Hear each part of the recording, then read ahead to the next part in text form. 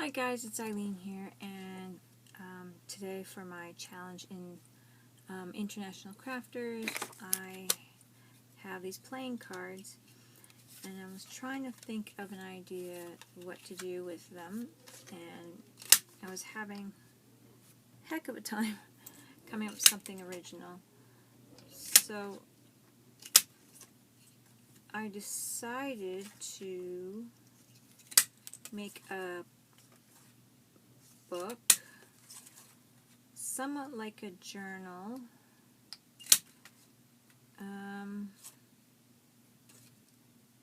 except for it's not an art journal or a mini art journal, rather than it's a mini craft journal. What I mean by that is that, okay, I'll show you what I mean. You have your rings, sorry guys, and I made holes in them, and you can have as many cards as you want, the whole deck, or you can add as you go. And the best cards are the ones that are kind of silky, plasticky. And so this is my,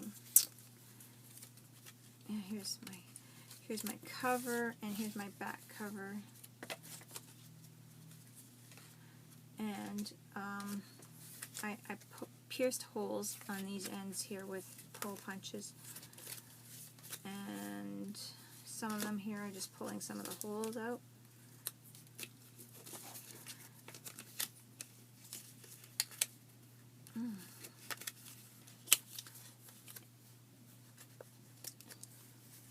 I'm just going to show you what these cards look like. This is just my front cover. Then I have this butterfly, this oval, this punch, a few different unique punches, flowers in different shapes, and I'm just going to, grab these holes out as I go along, because some of them came out. More punches. If you don't have punches, you can cut them out with an X-Acto knife, which I have done some. Flowers, different shapes. So this is a journal, but a journal, I mean like a book, but it's a book of all these. Here's one I did with the X-Acto knife, or the knife. Things you can stencil, mini stencils for your ATCs and whatnot. So it's a handy little way of keeping stencils and making stencils together. Easy access, and if you use like plasticky or slick cards, they will be protected from your ink and your paint. So what I do is I try to keep my punches or my cutouts, whatever I cut, any shapes, away from one end, and then I make with a hole punch. I do the first one,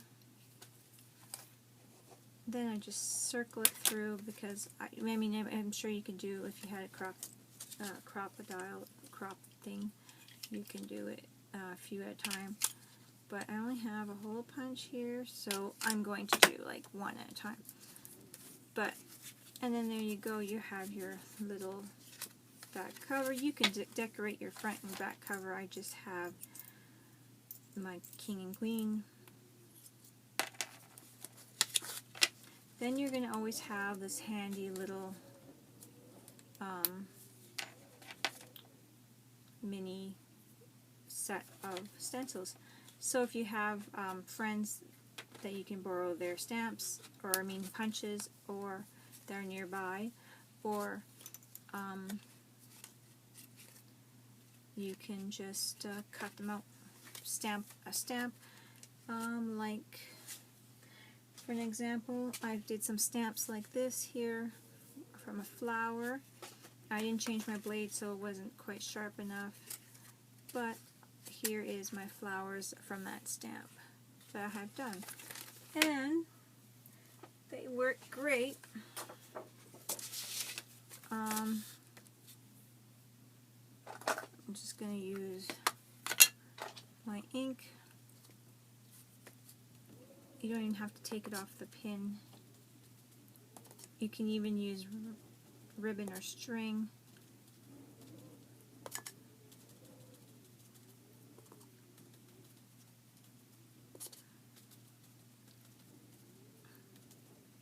And they work really nice. So it's a really nice idea to use to make your own little stencils, and as you get some ideas, you don't have to make them all right away.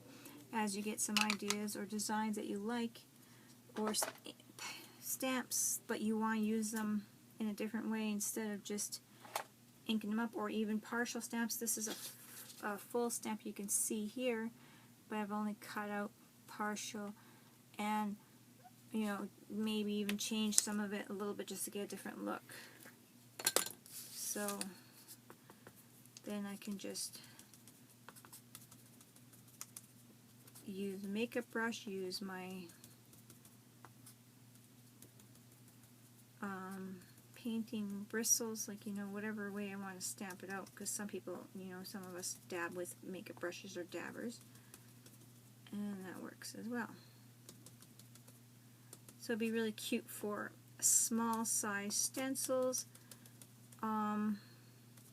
You take a couple of days or some other time, you know, however long, and you do a few here, a few there, and then you have a whole set. And in a little time, there you go. So, and that's that one right there that I just finished. So I think it's really cute idea. It may not be the most original, but I really had a hard time to find something that wasn't used all that often or anything like that. So I know you can pretty much use any kind of card or whatever, but I thought this would be really cute to use a deck, and they're all the same size. You don't have to cut them out. All you have to do is punch it out or stamp it. I mean, stamp it and cut it with a blade. So it's kind of a cute little craft idea. So this is my challenge for you guys to make your own and give it a try. So I'm going to make a stamp here and just do a quick little show of how I would use this, perhaps. I'm going to use red so that we can see the color very well. I'm going to stamp out this stamp of a bird.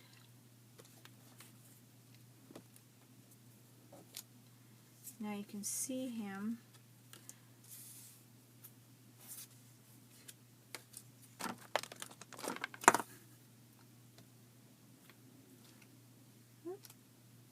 So what I'm going to do with this one here is I'm going to cut out one picture of the bird.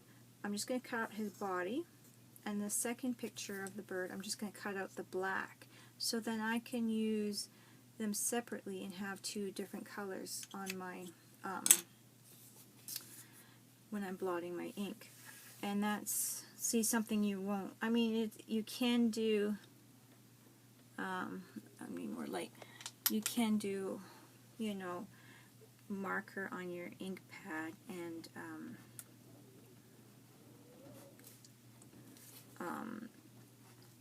or there is different kind of markers that are for ink, stamp pads, I mean, but this is just a different technique you can do. with any kind of stamp, not just a bird stamp, but any kind of two-tone stamp, and then you'll have both pieces. And I can even go further and do the stick or the branch. So I have now his body out, and now I'm going to go for the black part of his.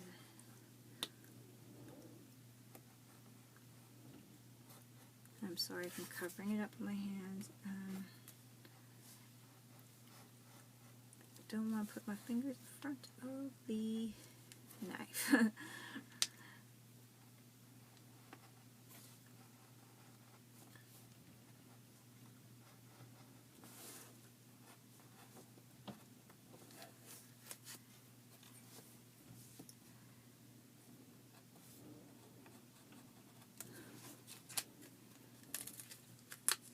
So now you have a nice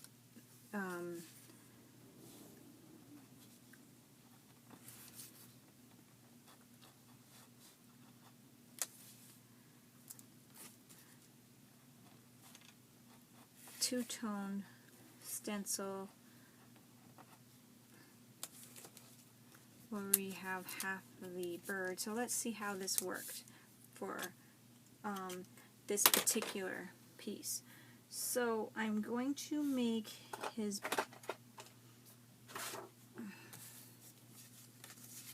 just a little bird. He's going to have, I got to find an ink pad that I like. He's going to have a kind of a ruby red chest, like a robin. So I'm going to make him a ruby red chest.